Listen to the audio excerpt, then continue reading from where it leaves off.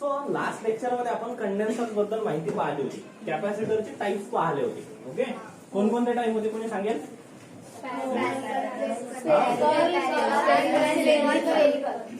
Cylindrical, spherical आणि तिसरा type होता पॅरलल प्लेट. ओके, आता आपण काय करू, याची कॅपॅसिटी कशी येते है ना, कॅपॅसिटरची कॅपॅसिटी कशी काढतात हे आपण बघू.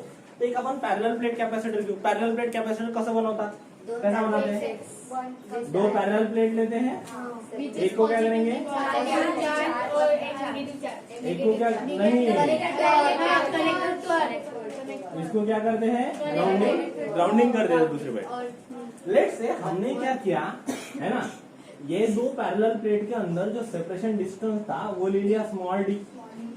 दोन पॅरलल प्लेट मध्ये स्मॉल डी हा हे सेपरेशन डिस्टन्स होता आणि याच्या अक्रॉस मध्ये लावला आपला व्होल्टेज व्ही.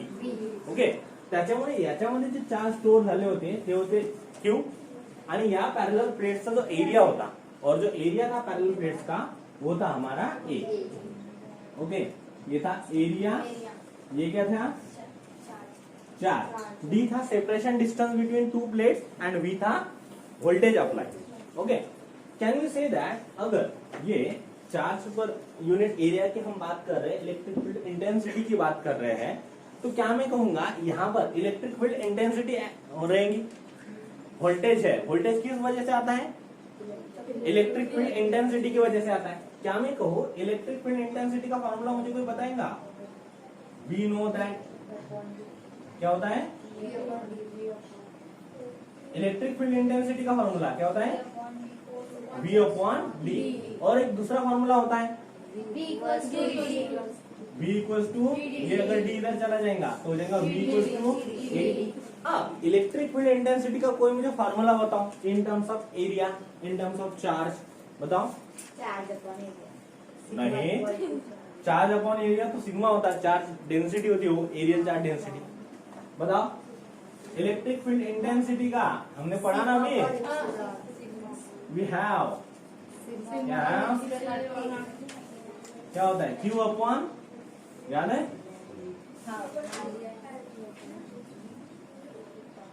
क्या था, बताओ, Q अपॉन 4π. ओके, इसको Q अपॉन 4π बताओ जल्दी. अरे अभ्यास वाचा सगळ्यात पहिले, याद आ रहा है कि नहीं आ रहा है तुम लोगों को? देखो सारे एप्लीकेशन में हमने इलेक्ट्रिक फील्ड इंटेंसिटी का फॉर्मूला निकाला था, बताओ वो Q upon A epsilon naught K. याद है ये देखा है कभी? चलो जिन लोगों को याद नहीं आ रहा, क्या मैं कहूँ आप लोगों ने सबने जितने भी एप्लीकेशन देखे गॉस थ्योरम के, हमने E इक्वल टू निकाला था sigma upon epsilon naught K. ये तो याद है. सिग्मा क्या होता है, charge per unit area, area charge density थी, तो सिर्फ सिग्मा की जगह पर अगर मैं Q अपॉन ए लिख लूं तो कुछ फर्क पड़ेगा? आस्था मैडम, वही तो बोला मैं, जो तुम सीखे हो बताओ मुझे, रट्टा मार रही क्या, पढ़ाई किया कि नहीं? Q upon epsilon naught K, ये कहाँ से आया, electric field intensity upon equal to क्या होता है, sigma upon epsilon naught K. Okay, तो electric field intensity Q upon epsilon naught K, ये लिख सकते हैं ना हम? कहाँ से लिख सकते हैं, तो यहाँ से लिख सकते हैं. Then as you know that volt क्या है, V वोल्टेज, ED. तो क्या मैं कहूंगा, जब मैं वोल्टेज की बात करूंगा तो ये रहेगा E into D, that is electric field intensity into separation distance, है कि नहीं? yes. तो फिर इसको कैसे करेंगे, इलेक्ट्रिक फील्ड इंटेंसिटी क्या है, Q upon A into D. बोल सकता हूँ ये इलेक्ट्रिक फील्ड इंटेंसिटी की वैल्यू एज इट इज इसमें डाल दी, इंटू डी डाल दिया, तो ये वो व्होल्टेज. त्यानंतर आपल्याला काय करायचं होतं, capacity of parallel plate condenser. मग कॅपॅसिटीशी रिलेटेड, कॅपॅसिटी व्होल्टेज आणि चार्जशी रिलेटेड फॉर्म्युला कोणता आहे, Q दिसला की सांगितलं होतं ना, Q दिसला की CV द्यायची. ओके, Q दिसला की CV. मग Q च्या जागेवर CV द्या. C काय, कॅपॅसिटी. ओके, मग सी जर काढायचं आहे तर क्यू अपॉन आहे, मग क्यू अपॉन व्ही काय आहे, कॅपॅसिटी आहे. मग टाकायचं व्हॅल्यू क्यू व्ही ची व्हॅल्यू काय आहे, Q D upon epsilon naught K. क्या है, Q Q cancel, epsilon naught K नीचे का नीचे ऊपर, खालच्या खालचं वर जाते. बरोबर. ओके, तो ये क्या आएगा, तो क्या मैं कहूँ पैरेलल प्लेट कैपेसिटर की जब भी हम लोगों को कैपेसिटी निकालने की रहेगी तो कुछ इस तरह से निकलेंगी. ये कैपेसिटी हम चार्ज के ऊपर से निकाल सकते हैं, वोल्टेज के ऊपर से निकाल सकते हैं, इलेक्ट्रिक फील्ड इंटेंसिटी के ऊपर से निकाल सकते हैं, चार्ज डेंसिटी के ऊपर से निकाल सकते हैं. अब चार्ज डेंसिटी बोले तो एरिया के ऊपर से निकाल सकते हैं, सेपरेशन डिस्टेंस निकाल सकते हैं. इन सारी चीजों से हम निकाल सकते हैं. हमें सिर्फ कोई ना कोई चीज पता होनी चाहिए. कोणाची कॅपॅसिटी काढण्याकरता त्याच्याबद्दल काही ना काही माहिती पाहिजे की नाही. त्याचं वजन किती आहे, हा दिसतो केवढा आहे की नाही, माहिती पाहिजे की नाही.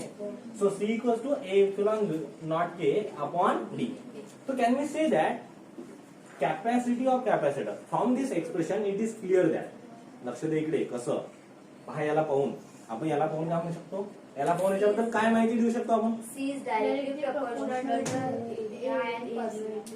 पहिले फॉर्म्युला बोलू आपण अमृता मॅडम, नंतर एक एक चालू करू. या फॉर्म्युला आपल्याला समजते capacity of capacitor depends upon area of parallel plate, permittivity, separation distance between these to parallel plates. Okay, मग याच्यावर काय म्हणू, एरिया हा कुठं आहे, न्यूमरेटर मध्ये वर आहे ना. मग कसं म्हणसाल जोशी मॅडम, एरिया जर वर आहे तर आपण काय म्हणू, एरिया वाढला की कॅपॅसिटी वाढेल की कमी होईल. So can we say that if we increase the area of condenser, if we increase the area of parallel plate condenser, capacity of parallel plate condenser increases. If we decrease the area, it will decrease. Then separation distance, कमी distance असलं तर जास्त charge store करत असेल, जास्त असेल तर याच्यावरून समजते ना. It also inversely proportional to separation distance between these two plates. If we increase the separation distance, capacity will decrease. If we decrease the separation distance, capacity will increase. Clear? Yes. It also depends upon the permittivity of medium. Okay? जो भी उसके अंदर medium है, ये दो parallel plates के अंदर, वो medium की permittivity रहेंगी इप्सिलॉन. क्या रहेंगी, इप्सिलॉन. तो permittivity of medium per depend है. इप्सिलॉन ही इप्सिलॉन नॉट के कहलाती है. इप्सिलॉन नॉट मतलब permittivity of free space into dielectric constant. Clear, समझ में आया. इन तीनों के ऊपर कैसे डिपेंडेंट है, कैसा सेंटेन्स बनाना है ये समझे. एक्सप्रेशन कुठून आलं समजलं हे, पूर्ण एक्सप्रेशन आपण आधीच पाहिलं. व्ही इक्वल टू ईडी आहे, हे आपण आधीच पाहिलं होतं. त्यानंतर इलेक्ट्रिक फील्ड इंटेन्सिटी नेहमी पाहिलो आपण. यदा जेव्हा जेव्हा कंडेन्सर येणार, जेव्हा जेव्हा गॉसियन सरफेस येणार, ई बरोबर काय होता, सिग्मा अपॉन एप्सिलॉन नॉट के. सिग्मा म्हणजे असतो चार्ज डेन्सिटी, ते असतो चार्ज पर युनिट एरिया. हेही आपण आधी पाहिलं होतं. ह्या सगळ्या गोष्टी आपण आधी पाहिल्या होत्या. नंतर काय पाहिलं आपण, फक्त याची ऍडजस्टमेंट. क्यूला दिसल्यावर आपण क्यू पण दिली होती. ओके, नंतर हे सॉल्व केलं होतं. क्लिअर, हे एक्सप्रेशन समजलं. एक वेळेस कॉपी करून टाका. अच्छा, ध्यान दो इधर. Capacity of parallel plate condenser समझ में आ गई. Capacity of parallel plate condenser. अब इसके आगे बढ़ेंगे. Capacity of parallel plate condenser के बाद में एनर्जी स्टोर्ड इन कंडेंसर देखने वाले हम. क्या देखने वाले, energy stored in charge condenser. हे सोपंच आहे. हे ऑलरेडी आपलं सगळ्या गोष्टी झालेल्या आपल्या 9वी 10वी. बरोबर.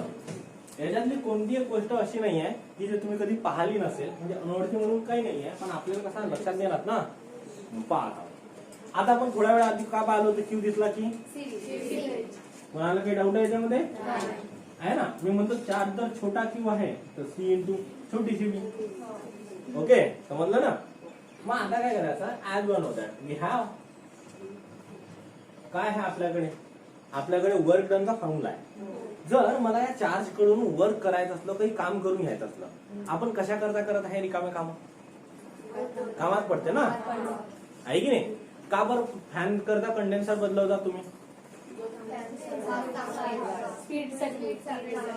आपल्याला हवा लागली पाहिजे म्हणून, आपलं काम झालं पाहिजे म्हणून, आहे की नाही? नाही तर झोप लागते का? काही जणांना आवाजाने छान झोप येते त्याच्यात, बरोबर? म्हणजे हवा नाही मारली चालेल विचारानं, बट वी वॉन्ट वर्क, आहे ना? सो वी हॅव, आपल्याकडे आहे काय? वर्कचा फॉर्म्युला लहानपणापासून आपण शिकत आलो. वर्क डन बरोबर काय असतं? Voltage into V Q, W equals to V Q. शिकत आलो ना? मग आता आपण म्हटलं की आता ज्यावेळेस आपल्याला छोटं काम करायचं आहे तर छोटा क्यू म्हणू किंवा डी क्यू म्हणू. बरं, मग आपण याला म्हटलं व्ही क्यू. काही एक विशेष फरक नाही पडेल, है ना? कारण वर्क डन बरोबर काय? Voltage into charge. मग मी म्हणत आहे एक चार्ज किंवा छोटासा चार्ज, मला जर छोटंसं काम करायचं आहे, कारण आपण सगळ्यात पहिले मोठा कॉन्ट्रॅक्ट नाही देऊन देत, आहे ना? आपण कोणाकडूनही छोटं काम करून घेतो. हे जर आवडलं आपल्याला तर आपण मोठं काम देतो. सगळ्या याच्यात तुम्ही हेच करता ना. आता आपल्या घरात फर्निचर जरी बनवायचं असलं तरी कोणाला तुम्ही उधळ देऊन देत नाही, हे जे बनवतो तुमच्या मनानं काहीतरी, आहे ना? त्या सगळ्यात पहिले त्याच्याकडून काय एखादा छोटा टेबल स्टूल खुर्च्या बनवून घेतात. मग नंतर काम आवडलं तर सोफा, नंतर ते बाकीचं एक एक काम काढत राहतो, मग सांगत राहतो हे बी बनवून जाता, ते बनवून दे, किचन उठता ते करून टाक, करता ना? सेम तसं छोटं काम कसं घेऊ ऋषाली मॅडम आपण? वर्क डन बरोबर व्ही क्यू. छोटस वर्क करून पाहू आपण, डी डब्ल्यू बरोबर हे काय ना? V into D Q. D म्हणजे छोटं, ओके, डी क्यू डेरिव्हेटिव्ह. मग आता पहा, अरे डी डेल्टा हा, मग पहा आता इकडे as one know that D W equals to V into D Q. पण क्यू दिसला की आपण काय करतो? मग काय ना से डी बरोबर काय ना? येणार की नाही? Q by C. जर आता याच्या जागेवर वर्क डन, मग मी काय म्हणेल? Q by C into D. जर मला याचं पूर्ण काम करायचं असेल, आपल्याला काम आवडलं, कारण क्यू दिसता बरोबर आपण सी देईल, व्ही दिसता बरोबर सी. हा, आहे की नाही? मग आता इथं आपल्याला सी द्यायचं काम पडलं का? नाही. ओके, कारण क्यू दिसल्यावर देतो ना आपण. मग क्यू दिसला की जरा गुदगुदे होते, असं पाहिलेलं आपण. मग आता काय करू आपण ऋषी? डी डब्ल्यू बरोबर Q by C into D Q. जर आपल्याला टोटल वर्क करायचं असलं तर so we have to do integration. So integration of D W. So what will be the integration? Integration of Q by C into D. Can I say that? C म्हणजे capacity आहे, बरोबर? C ला कलनिक bye है ना? So मग काय येणार हे Nikhil? 1/c integration of Q D Q. आता मॅथ्स मध्ये आपला हात कोणीच नाही पकडू शकत, एकदम स्ट्रॉंग आहे आपलं. सो क्यू डी क्यू चं इंटिग्रेशन लगेच कोणी विचारलं तर आपण म्हणतो क्यू स्क्वेअर बाय 2. काय म्हणतो? Q square bye 2. आणि याचं जे लिमिट आहे, लिमिट मध्ये प्रत्येक गोष्ट चांगली असते. मग ऋषी याचे लिमिट कमीत कमी किती चार्ज राहील? 0. जास्तीत जास्त किती चार्ज राहील? याची लिमिट 0 टू क्यू, 0 टू 0 याची लिमिट आहे ना? 0 टू क्यू. टाकून पहा 1/c. पहिले मोठा क्यू टाकून बघू. Q square upon 2. हा 2 पण बाहेर येते, नाही काढला तरी काय, जीवार आलं तर नाही काढायचं बाहेर, काही फरक नाही पडत. कारण शेवटी लोअर लिमिट काय आहे? 0 स्क्वेअर अपॉन 2 काय येणार? 0 देणार ना. सो क्यू स्क्वेअर बाय 2 हे काय येणार? 1/2 क्यू स्क्वेअर अपॉन 3 आहे ना. आता काढला बाहेर. तुम्ही आधी त्याला बाहेर काढा किंवा नंतर बाहेर काढा. ओके, तो काय घरात ठेवायची जागा आहे? तो काय लायक आहे का? बरोबर. क्यू ची व्हॅल्यू फिक्स असते 2 ची, म्हणून तो बाहेर. So 1/2 Q square by C हे काय आहे? वर्क डन आहे. Can I say that work done हे जे आहे ना, हे work done is always stored in the form of energy. हे नाही ना, किंवा एनर्जी, एनर्जी मुळेच वर्क करू शकतो ना आपण, आहे की नाही? जसं आपण काय म्हणतो की कधी कधी वर्क नाही केल्यानंतर, मी रबरचं एक्झाम्पल दिलं होतं, आहे ना? आपण रबर ताणतो आणि आपल्या फ्रेंडला मारतो. नंतर आपण काय केलं? आपल्या मित्राला रबर मारलं निखिल ऋषीला. नंतर पुन्हा ज्यावेळेस आपण रबर मोठा ताणू त्यावेळेस तो कोणतेही काम करायला तयार होऊन जाईल आपलं. त्यावेळेस आपण मारलं का त्याला? नाही. पण त्याला माहित आहे की वर्क कशामध्ये स्टोअर केलेलं आहे? पोटेन्शियल एनर्जी मध्ये. जसं हे वर्क एनर्जी मध्ये स्टोअर आहे, एनर्जी जशी रिलीज होईल तसं काय वर्क डन आहे ना. आणि तो वर्क डन होण्याकरता घाबरतो म्हणून आपलं कोणतेही काम करतो. So work done is always stored in the form of energy. So can I say that याच्या जागेवर आपण असं म्हणू शकतो. कसं म्हणू शकतो? की energy, okay, energy equals to किंवा वर्क डन इक्वल्स टू हे किती आहे 1/2 Q²/c. ओके, म्हणजे आता पहा पुन्हा तेच आलं आपलं. क्यू दिसला की क्यू दिसला की काय करतो आपण सीव्ही देतो. मग द्या इथं सांगा वरचा दुसरा फॉर्म्युला काय क्यू दिसला की सी. क्यू स्क्वेअर म्हणजे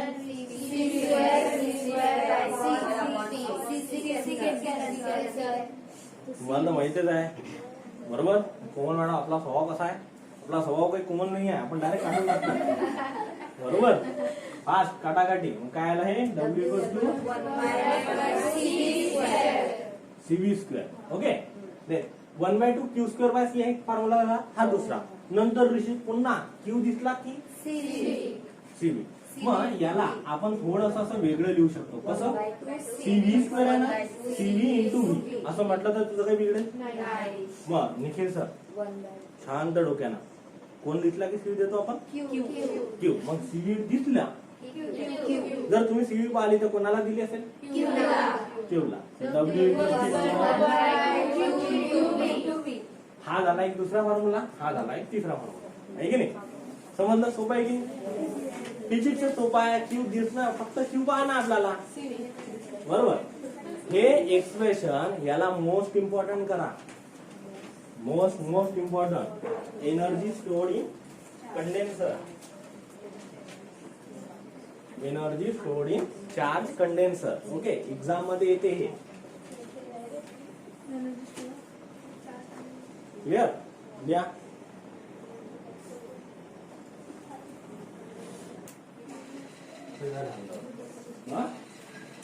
अब ये जो कंडेंसर देखे ना हमने, अब हम इनके कॉम्बिनेशन देखेंगे. क्या होगा अगर कंडेंसर को हम सीरीज में या तो पैरेलल में जोड़ दिए तब, है ना. पाइप कंडेन्सर सोबत काय होणार कॉम्बिनेशन ऑफ कंडेन्सर. जसं आठवते तुम्ही कॉम्बिनेशन ऑफ रेजिस्टर शिकले होते लहानपणी है की नाही. तसेच कॉम्बिनेशन ऑफ कंडेंसर है ना. कैन आई से दैट अगर हम 3 कंडेंसर ले लें, उनको सीरीज में जोड़ेंगे, पैरेलल में जोड़ेंगे और निकालेंगे. ओके, तो आज हम पैरेलल का देखेंगे, कल हम सीरीज का देखेंगे. तो क्या मैं कहूं कि एक कंडेंसर लिया हमने, फिर दूसरा ले लिया और फिर इस तरह से तीसरा कंडेंसर ले लिया. यह C1 C2 और C3. तीनों कंडेंसर के तीनों एंड जो है वो एक जगह पे हमने क्या कर दिए लॉक कर दिए. ये एंड है ए जहां से करंट अंदर जाएगा और ये है बी. ओके, और इसके अक्रॉस में हमने वोल्टेज सोर्स और स्विच की लगा ली. स्विच की बोले तो बटन होता ही है. अब के बोले तो बटन है.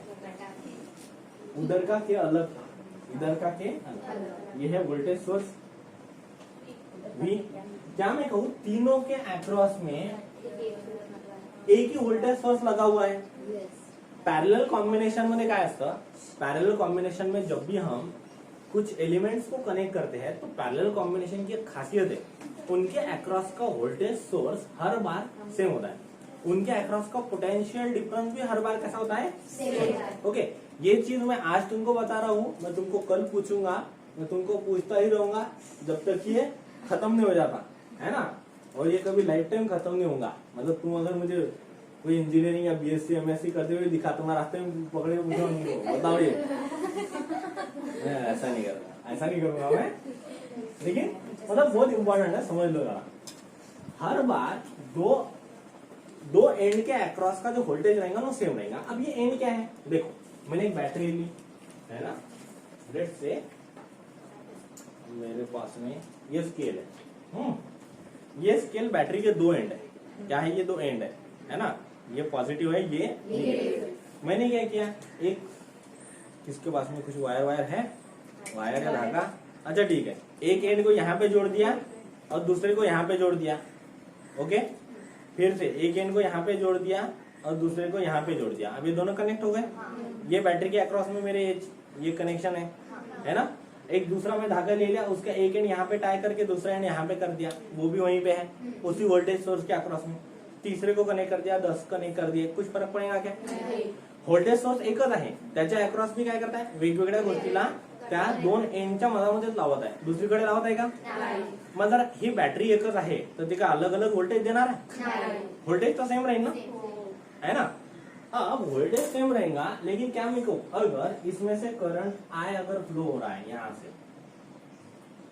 तो यहाँ पे C1 में चला जाएगा करंट I1, है ना? ही पाईपलाईन आहे, इथून पाणी आलं, ओके. इकडे या घरात थोडं गेलं, या घरात I2, या घरात I3. क्या मैं कहूँ, अभी यहाँ पर हम करंट ना लेते हुए हम क्यों जिसला की क्या बोलेंगे? करंट मतलब होता है rate of law of charge.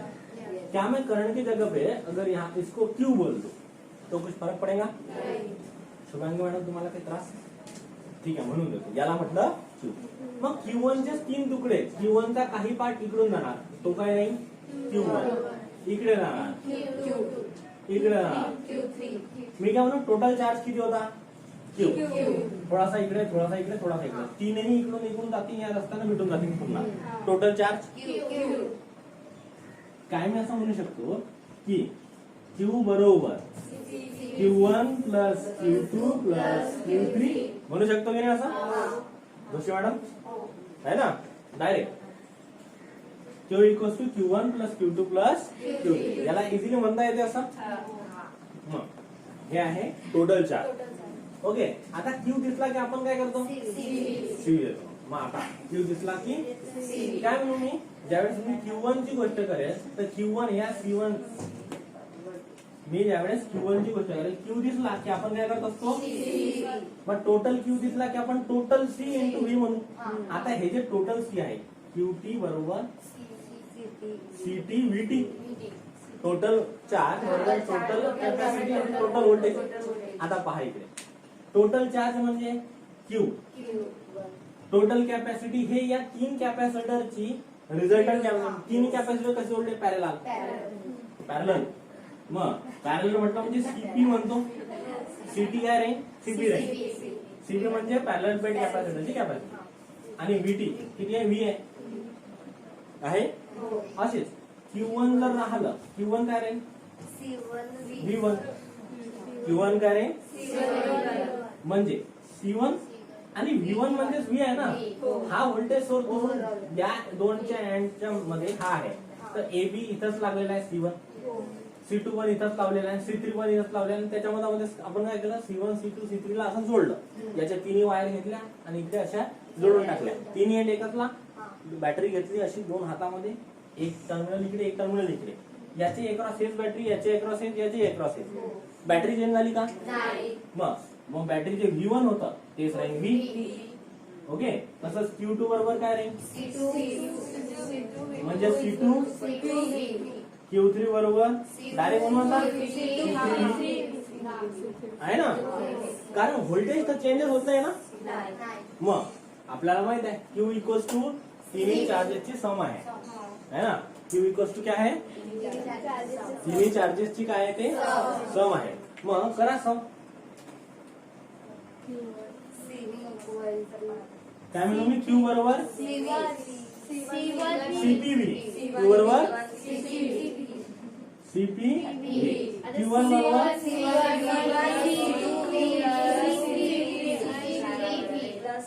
आहे. समजलं? काही डाऊट आहे? काय कॉमन निघते? बरोबर. मग इथं CPV, इथं V कॉमन. ओके, तुम्हाला तर माहिती आहे स्वभाव ऋषिकेश काटूनच टाकतो डायरेक्ट आपण. VV CP बरोबर काय आलं आहे. परंतु जेवढे कॅपॅसिटर मी सिरीज मध्ये जोडले होते, त्याची जेवढी काही कॅपॅसिटी, सॉरी पॅरलल मध्ये जोडले होते, आणि त्यांची जेवढी काही कॅपॅसिटी होती डायरेक्ट त्यांची ऍडिशन केली. मग जर मी 10 कॅपॅसिटर पॅरलल मध्ये जोडले तर त्यांची ऍडिशन 10 नाही, V1 प्लस आहे. समजलं?